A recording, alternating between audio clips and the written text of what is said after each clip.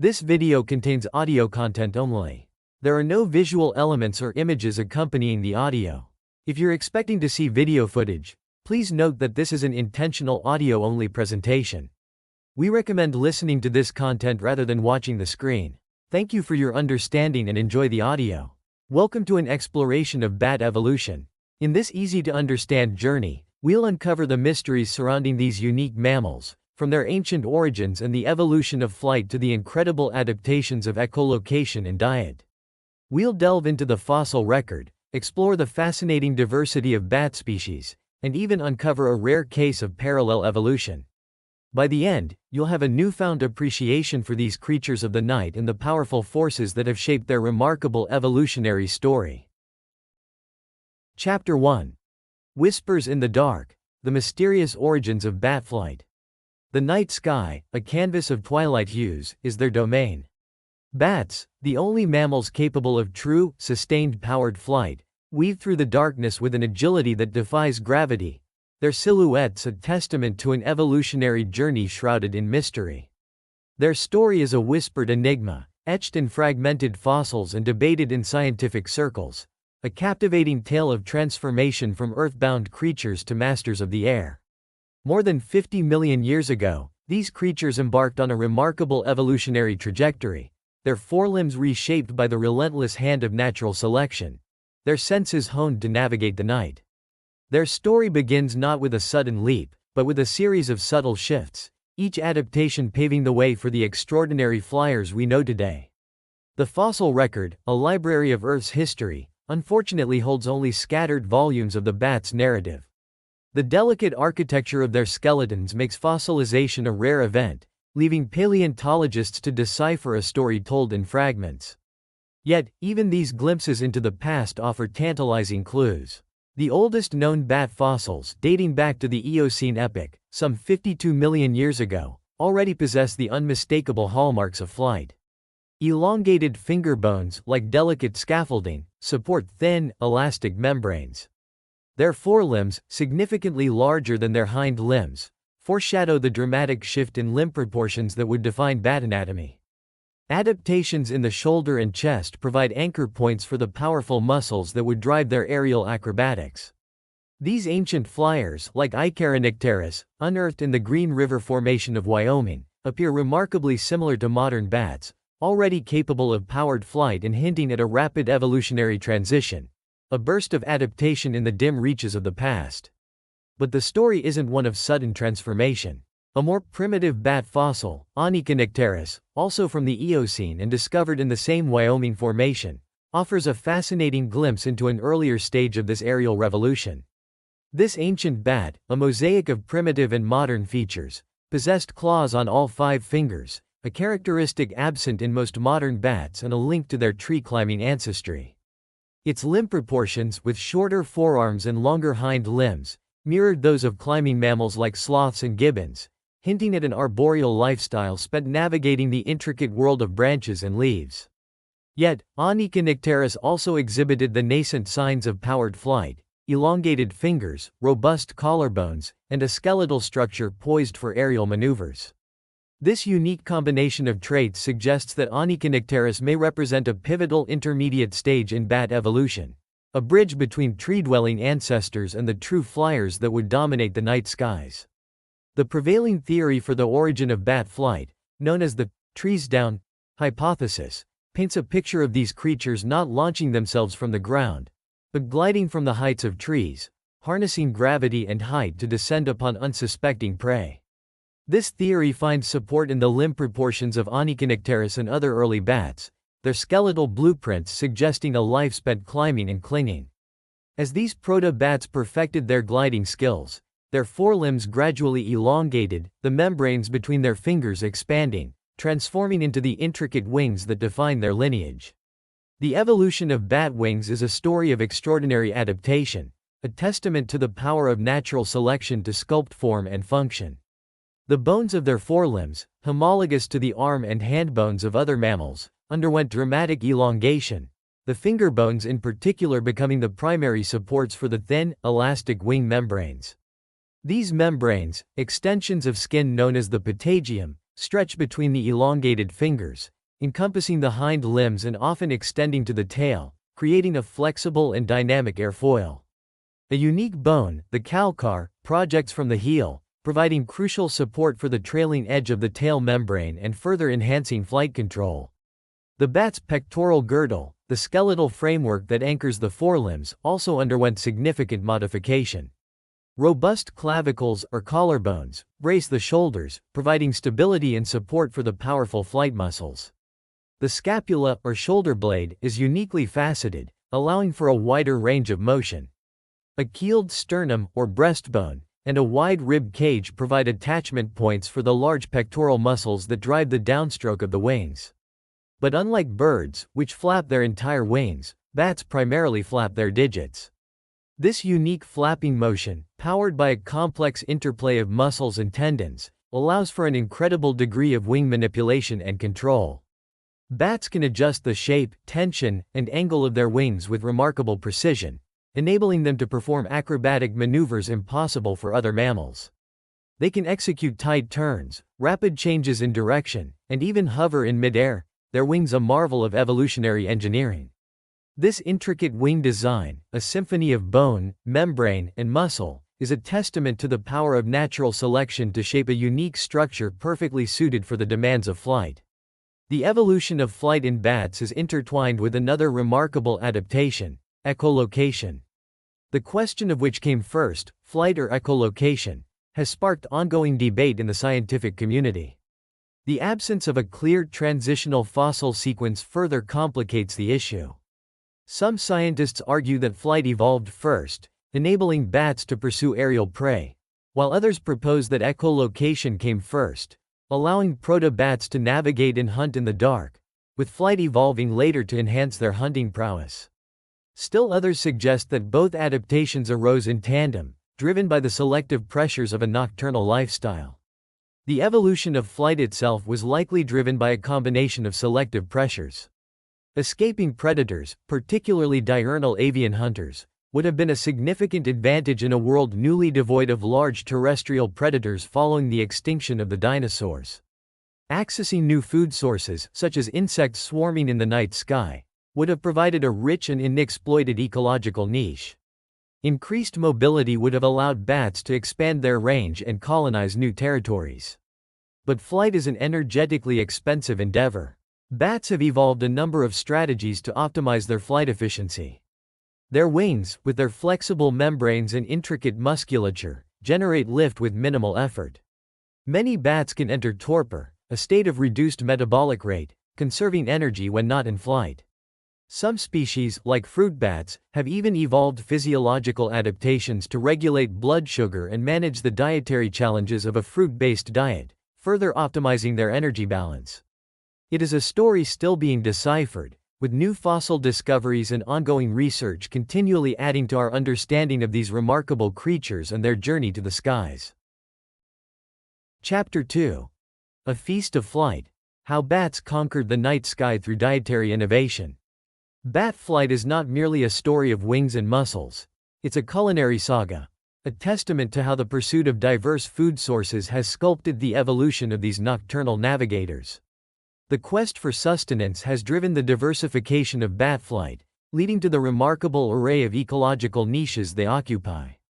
From the sugary sweetness of fruit and nectar to the protein-rich bounty of insects, fish, and even blood, bats have developed a breathtaking range of feeding strategies, each intricately linked to specialized flight adaptations. Consider the fruit bats, the masters of maneuverability in the cluttered buffet of the forest.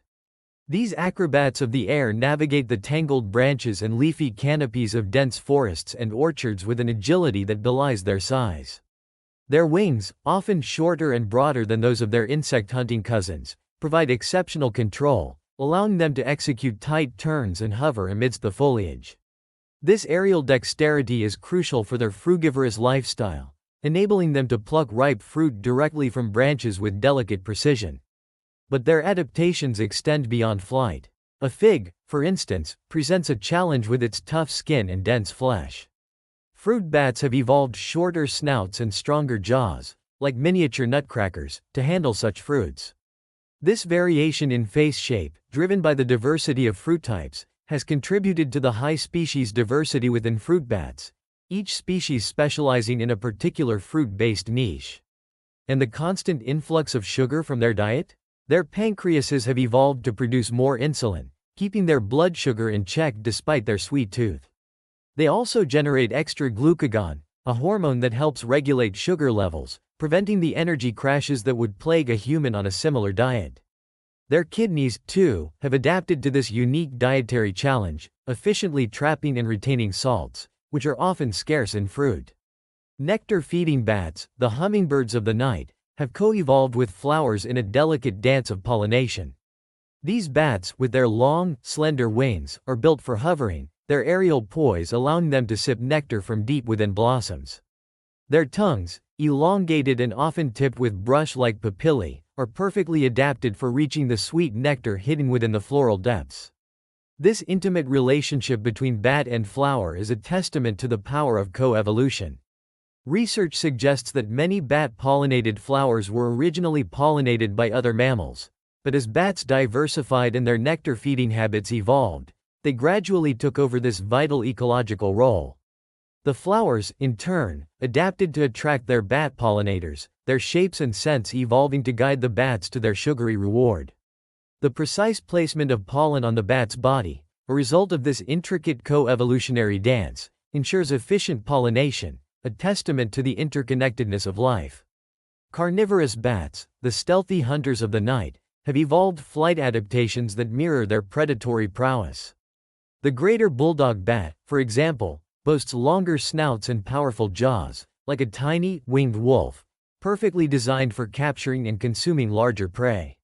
Rodents, birds, and even other bats fall victim to these aerial predators. Their wings, longer and narrower than those of fruit or nectar-feeding bats, provide the speed and endurance necessary for pursuing their quarry across the night sky. The elongated snout is not just for show, it provides a crucial advantage in capturing struggling prey. The extra length allows the bat to quickly tighten its jaws around its victim, preventing escape and ensuring a successful hunt. The fish-eating bat, a specialized piscivore, showcases another remarkable example of dietary adaptation. Its shorter, wider snout, projecting slightly upward, is perfectly suited for netting slippery fish from the water's surface.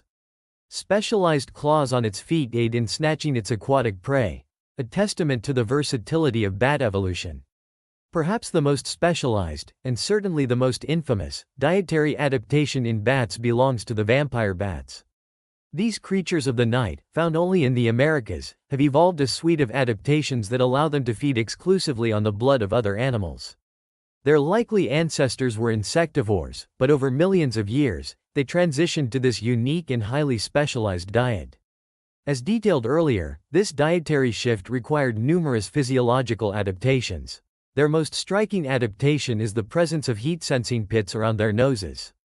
The pursuit of food, a fundamental drive for all living things, has shaped the bat lineage in extraordinary ways, creating the remarkable diversity we see in these creatures of the night. Chapter 3. Echoes of the Night. Unraveling the evolution of bat sonar. Imagine a world cloaked in darkness, where sight becomes useless. For most mammals, this would be a world of limitations, a constant struggle for survival. But for bats, the night is a realm of opportunity, a sensory playground where they reign supreme. This remarkable adaptation, a form of biological sonar known as echolocation, has transformed the night sky into a hunting ground and navigational haven for these creatures of the dark. Echolocation isn't merely about making noise, it's a sophisticated system of acoustic imaging. Bats don't just shout into the void, they emit carefully crafted calls, each pulse designed to reveal the secrets of the night. These calls, often too high-pitched for human ears to detect, are generated in the larynx, the bat's voice box, and then emitted through either the mouth or the nose. The types of calls bats use vary depending on their hunting strategies and environment. Some emit calls of a constant frequency, like a single, sustained note. These constant frequency calls are particularly effective for detecting the subtle wingbeats of insects against a backdrop of clutter. Other bats employ frequency-modulated calls, sweeps of sound that change in pitch, like a siren's wail. These FM calls provide detailed information about the size, shape, and texture of objects in the environment. Still others use a combination of both, starting with a constant frequency and ending with a frequency-modulated sweep. And some, like the Old World fruit bats, have developed a unique form of echolocation using tongue clicks, a percussive symphony that helps them navigate the dense foliage of their tropical habitats. Consider the little brown bat, Myotis lucifugus, a common insectivore of North America. Its echolocation calls are high-pitched, rapid bursts of sound, like a staccato rhythm in the night. These calls, bouncing off the wings of moths and other flying insects, create a detailed acoustic map of the bat's surroundings. Contrast this with the greater bulldog bat, Noctilio leperinus, a skilled fisherman of Central and South America. Its calls are lower in frequency and longer in duration, like a deep, resonant hum. These calls, rippling across the water's surface, allow the bat to detect the telltale ripples created by fish swimming near the surface. The bat's ears are not just for hearing, they are finely tuned instruments for capturing and interpreting the returning echoes. The shape of a bat's ears, often large and intricately folded, plays a crucial role in collecting and channeling the faint echoes back to the inner ear. Here, the cochlea, the spiral-shaped organ of hearing, takes center stage. In echolocating bats, the cochlea is enlarged, particularly the region responsible for processing high-frequency sounds. This allows the bat to distinguish the subtle variations in the returning echoes, providing information about the distance, velocity, and even the texture of objects in its environment. Deep within the bat's skull, several key adaptations enhance its echolocation prowess. The stylohyoid bone, a slender bone connecting the base of the skull to the hyoid apparatus, which supports the throat muscles and voice box, is uniquely expanded in echolocating bats. This provides additional support for the larynx, enabling the production of the intense, high-frequency calls necessary for echolocation. The malleus, one of the tiny bones in the middle ear that transmit sound vibrations to the inner ear, has a large, bulbous projection in echolocating bats. This modification helps to control the vibration of the malleus, protecting the delicate inner ear from the intense sounds the bat itself produces. The evolution of this remarkable sensory system is a story shrouded in mystery, a tale told in fragmented fossils and debated in scientific circles. The flight first versus echolocation first debate continues to divide scientists. The fossil record, while incomplete, suggests that flight may have evolved before echolocation in some lineages. The energetic costs of echolocation are substantial, requiring significant energy expenditure for producing the high-frequency calls. This raises the question of how early bats, presumably without the efficiency of powered flight, could have met these energetic demands. Some scientists propose that echolocation may have initially evolved as a system for communication, with the ability to navigate and hunt in darkness emerging later. Others suggest that flight and echolocation evolved in tandem, with the efficiency of flight offsetting the energetic costs of echolocation. Regardless of its origins, echolocation has proven to be a game-changer for bats, opening up a world of nocturnal opportunities. It has allowed them to become highly effective nocturnal hunters, exploiting a niche unavailable to most other mammals. But echolocation doesn't just tell a bat where its prey is. It provides a wealth of information about its target. A bat can determine the distance to its prey with remarkable accuracy, the time delay between the emitted call and the returning echo providing a precise measure of distance. It can also determine the velocity of its prey, the Doppler shift in the returning echo revealing whether its target is moving towards or away from it, and how quickly. The intensity of the returning echo provides information about the size of the prey, while the subtle variations in the echo's frequency spectrum reveal details about its texture. Imagine a group of scientists, their equipment set up in the darkness, recording the sounds of bats hunting insects. They play back the recorded calls and analyze the returning echoes, meticulously mapping the bat's acoustic world. They discover that echolocation is not just effective, it's twice as effective as vision for detecting prey in dim or dark conditions. Vision, they find, can detect insects up to 20 feet away, but echolocation extends this range to 40 feet, doubling the bat's hunting radius. And unlike vision, echolocation is unhindered by environmental clutter. Trees, brush, and other obstacles that would obscure a visual hunter's view are transparent to the bat's acoustic gaze. Echolocation also provides a more accurate estimate of prey distance and velocity, crucial information for a successful intercept. Bats have even evolved the ability to differentiate between edible and inedible objects using echolocation. They can distinguish between a juicy moth and a dry leaf, between a tasty beetle and a hard twig. They can even adjust their calls depending on the environment and the type of prey they are pursuing. In open spaces, they use longer, lower-frequency calls, while in cluttered environments, they switch to shorter, higher-frequency calls, optimizing their acoustic search strategy for the specific challenges of each setting. It is a story that continues to unfold, with ongoing research revealing ever more intricate details of this remarkable sensory superpower and its profound impact on the lives of these masters of the night. Chapter 4. The Shape of Sound. How echolocation and diet sculpted the bat's face. The faces of bats, a mesmerizing spectrum of shapes and sizes, are not mere accidents of nature, but meticulously crafted masterpieces sculpted by the potent forces of echolocation and diet. These two evolutionary sculptors, working in concert over millions of years, have shaped the unique facial features and skull morphology of different bat species, resulting in a stunning array of adaptations that allow these creatures to thrive in the darkness. Imagine a leaf-nosed bat, its face adorned with intricate folds and flaps of skin known as nose leaves. These aren't just decorative flourishes, they're high-tech acoustic instruments. In species like the horseshoe bat, these nose leaves are large and fleshy, resembling a horseshoe, while in others, like Hipposideros diadema, they are more delicate and leaf-like. The shape, size, and complexity of these nose leaves directly influence the bat's echolocation calls, acting like living megaphones, focusing and directing the sound waves. A complex noseleaf can modify the frequency and direction of the calls, creating a highly focused beam of sound that allows the bat to pinpoint the location of a tiny insect fluttering in the night. The structure of the skull itself plays a crucial role in this acoustic symphony. The bones of the skull have evolved to provide extra support for the throat muscles and the voice box. This intricate interplay of facial features and skull structure enables bats to navigate and hunt with astonishing precision in complete darkness. Think of the greater bulldog bat, a skilled aerial fisherman. Its shorter, wider snout, combined with a specialized membrane on its tail, allows it to effectively scoop up insects and even small fish from the water's surface. The upward projecting snout of other fishing bats helps them secure their slippery prey. These facial adaptations, shaped by the demands of their unique hunting strategies, are testaments to the power of natural selection to fine-tune form and function.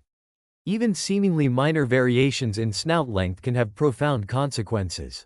Leaf-nosed fruit bats, for example, have evolved shorter snouts, providing them with a stronger jaw for chomping on hard fruits like figs. Conversely, carnivorous bats, the wolves of the night sky, have evolved longer snouts, enabling them to more easily subdue and consume their rodent, bird, or even other bat prey. The evolutionary timeline of skull adaptations in bats is a fascinating story of shifting selective pressures. Early in bat evolution, echolocation appears to have been the primary driver of skull shape. As bats diversified and explored new dietary niches, however, diet became a more dominant force, particularly in shaping the lower jaw. The need to efficiently capture and process different types of food led to a remarkable diversity of jaw shapes and sizes, each adapted to the specific demands of the bat's chosen diet. This interplay of echolocation and diet resulted in a decoupling of skull parts, with the lower jaw evolving primarily in response to dietary changes, while the cranium remained more influenced by echolocation. The evolution of larger body sizes in leaf-nosed bats in the Solomon Islands provides a compelling example of how adaptation to new food sources can drive morphological changes. DNA evidence reveals that these larger bats have evolved multiple times, independently on different islands, suggesting a strong selective pressure favoring larger size. This parallel evolution, a rare phenomenon where similar traits evolve independently in different populations, highlights the power of natural selection to shape organisms in predictable ways in response to similar environmental challenges. The larger size may allow these bats to exploit larger prey items, giving them a competitive advantage in their island ecosystems. This morphological shift has also potentially led to reproductive isolation, with the larger bats no longer recognizing their smaller relatives as potential mates, further driving the divergence of these populations. The faces of bats, a testament to the creative power of evolution, are a captivating display of adaptive diversity. From the intricate nose leaves of echolocating bats to the specialized snouts and tongues of nectar feeders, and the heat-sensing pits of vampire bats, each facial feature tells a story of adaptation, a tale of how these creatures have conquered the night through a remarkable interplay of echolocation and diet. These adaptations, honed over millions of years, have not only shaped the faces of bats but have also allowed them to occupy a vast array of ecological niches, making them one of the most successful and diverse groups of mammals on Earth. This intricate relationship between form and function sets the stage for our exploration of parallel evolution, where similar environmental challenges can lead to remarkably similar adaptations in distantly related species. Chapter 5. Island Giants. The Mystery of Parallel Evolution in Solomon Islands Bats. The Solomon Islands, a volcanic archipelago east of Papua New Guinea, present a living laboratory of evolution, a stage where the drama of parallel evolution unfolds in real time. Here, amongst the lush rainforests and hidden caves, leaf-nosed bats of the Hipposideros genus offer a captivating glimpse into the forces that drive diversification and adaptation in isolated island populations. This is a story of mistaken identity, dietary pressures, and the surprising speed at which evolution can reshape life, a story that deepens our understanding of the intricate dance between organisms and their environment. Our tale begins with a puzzle, a taxonomic enigma that would eventually unravel a remarkable evolutionary narrative. On several of the Solomon Islands, two distinct groups of leaf-nosed bats coexist. A smaller bat, the widespread Hipposideros diadema, and a much larger bat, initially identified as a separate species, Hipposideros dinops, or the fierce leaf-nosed bat. The size difference was striking. The larger bats were more than double the weight of their smaller counterparts, a disparity that seemed to clearly demarcate them as distinct species. They looked different, sounded different, and even occupied slightly different foraging niches. The larger bats, with their robust build and powerful jaws, seemed perfectly equipped for hunting larger prey, while the smaller bats, more agile and nimble, focused on smaller insects.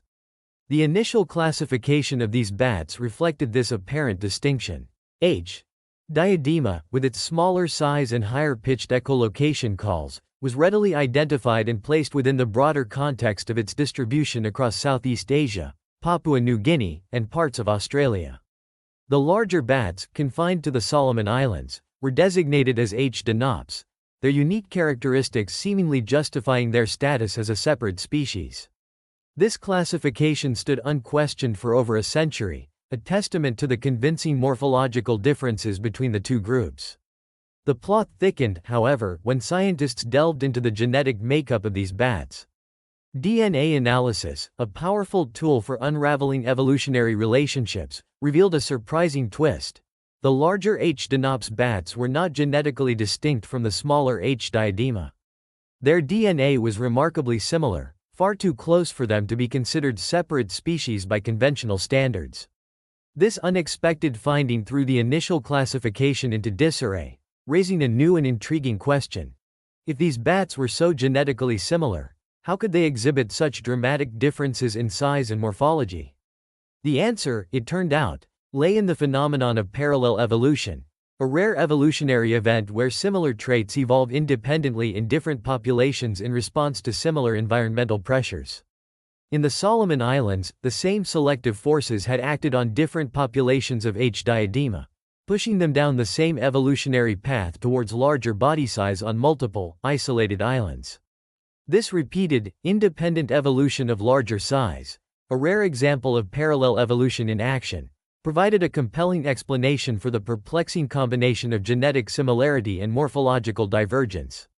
But what were the driving forces behind this parallel evolution? The answer lies in the bats' diets and hunting strategies.